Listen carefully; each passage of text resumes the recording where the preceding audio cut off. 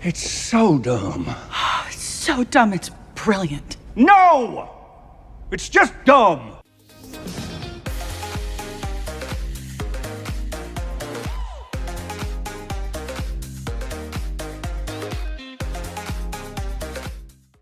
I am all for streaming platforms really experimenting with their content, and what this in turn leads to is trying their luck in every genre. But the most contentious genre to be pulled off on a streaming platform that just seems to be subject to ridicule and criticism is the pulpy commercial action genre meant for the big screen and, more importantly, a community viewing experience. The cyclical nature of the industry has become that these pulpy action films get celebrated on the big screen, rake in huge box office numbers, only to be viewed online at the comfort of viewers' homes, and eventually you see sermons on how it's the worst thing they've ever seen, not realizing that so much of the packaging of these movies is so that they can be celebrated with a huge audience. However, there is a skill to the mass and pulpy very few possess. This especially includes the directorial duo of Abbas Mastan, who have brought us so many entertaining films of the same genre, and sadly, Jewel Thief just seems like a sad imitation of the same. I remember during the pandemic when the streaming platforms across the board were our only saving grace for entertainment, Nasruddin Shah had spoken about whether genres meant for single screen viewing can work on streaming. Will the same audience that throws coins on the big screen be equally entertained when they watch the same film on their phones and tablets?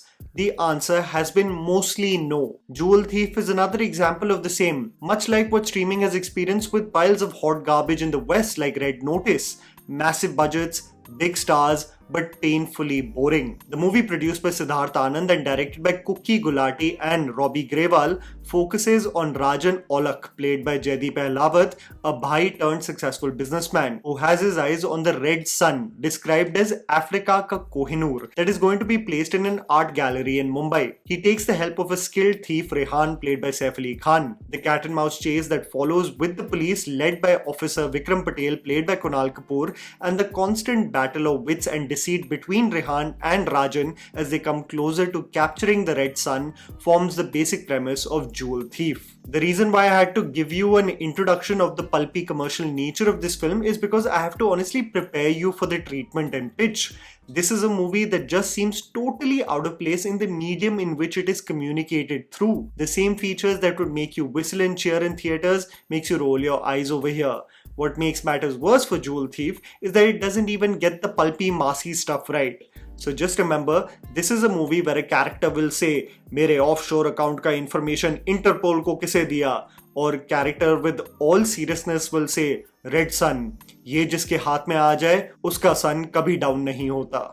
You get the point. So here's me telling you the good and bad aspects of the film so that you guys can ultimately decide whether to watch Jewel Thief on Netflix or not. The good. Pulpy commercial cinema tropes that work. There is very little that truly impresses you in this low effort, high on style, sorry excuse of a film. I'm shocked that the actors with a straight face can sit through the promotions of this film and actually try to sell it more than what it is. If I were to be completely honest, the only moments that brought a smile to my face were the tip-offs done by the filmmakers to classics or roles of the actors in the film. There is a tip-off to the iconic Vijay Anand directed film Jewel Thief that released in 1967, and a pretty slick version of Saif Ali Khan in disguise looking exactly like his iconic character Sartaj Singh from Sacred Games. To see Loitong Bam Dorendra in his gangster getup was pretty badass, and to see him saving Jaideep's phone number as Harami made me truly cackle. I must say, seeing the way the film is structured with a distinct interval block, it seems like a film intended for the big screen, even though from the post-production side it's confirmed that it was always meant to be a Netflix film. I can only imagine this to be a slate of their ambient viewing section on the platform, because there is neither something genuinely cool or slick from an action point of view or even a writing perspective. Nothing makes it so self-aware that it's funny and cheeky. It's just embarrassingly forgettable.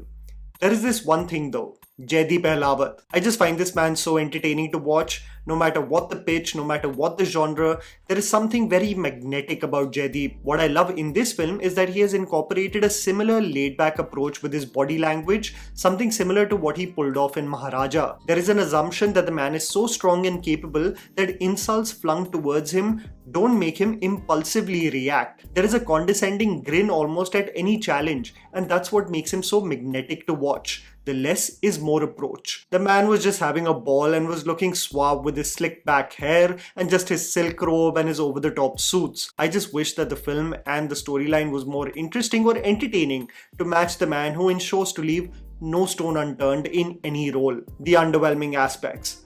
Tacky cinematography. The film boasts of these massive sets, picturesque locations. It's been shot in Mumbai and Budapest with many of the backgrounds clearly digitally rendered, but nothing made me squint my eyes more than the tacky cinematography and color correction that seems to have become standardized in commercial Hindi cinema. This is a complaint that many audiences had regarding Red Chilli's VFX lately, where they inundate their backgrounds with these red, yellow and blue hues that the sets themselves never look real, but almost give the impression that they are set in a nightclub where a rave is happening. This is something that looked cool in Jawan and then just got repeated in several of their projects, including Bhool Bhulaiya 3 and Sikandar. The cinematography is done by Jishnu Bhattacharjee and the VFX is done by Escape Films, and it employs the same color hues to light all the indoor locations of this film. An art museum generally looks like a nightclub sequence from Malang at one point. Screw that, even Jaideep's Alibag Bungalow too, just becoming an extension of how VT is lit up at night,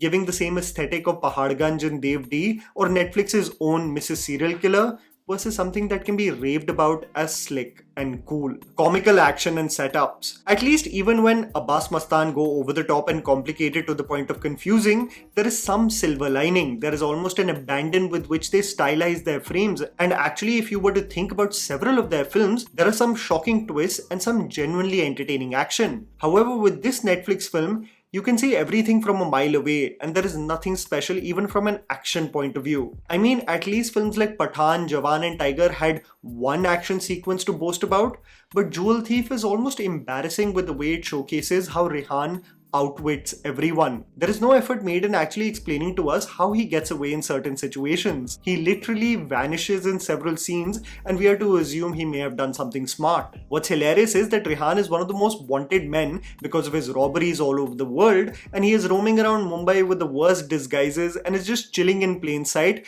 literally in establishments that even have CCTV. And it doesn't even alarm the Mumbai police that is after him for the entirety of the film. The man just chills around in his fedora, everyone knows how he looks and no one cares. At least YRF made some effort in the spy universe with their god-awful wigs and get-ups, but here it is assumed ki kya hi effort karna, just give him a cap. The hand-to-hand combat and zip-lining away from the building gave me parachute flying cars from Race to Energy, and the film technically is just poor in many regards. Wasted characters and lacking individuality. The sad reality that one has to deal with is that even from a screenplay perspective, the film lacks any originality or spunk, just seeming like a derivative of commercial cinema tropes that will be forgotten in a few days. It's embarrassing how some of the characters are written because they are simply wasted or unnecessary in the story. Kunal Kapoor plays the role of a cop who is so incompetent that he needs the sahara of the newspaper or his incompetent juniors for intel. He is never ahead of the curve. He is always 2 steps behind, and his role in the entire film is to literally just say,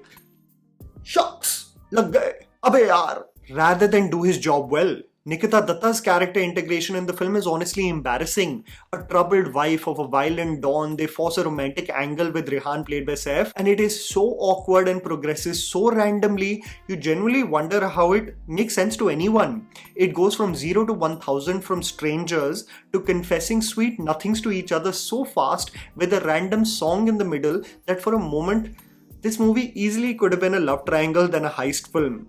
The film tries to force an origin story angle for Rehan's character too, tying his ways with a troubled relationship with his father played by Kulbhushan Kharbanda, and it is just so lame, so weakly written that one as a viewer just wished that they did one job right, make Saif entertaining, but even that is squandered.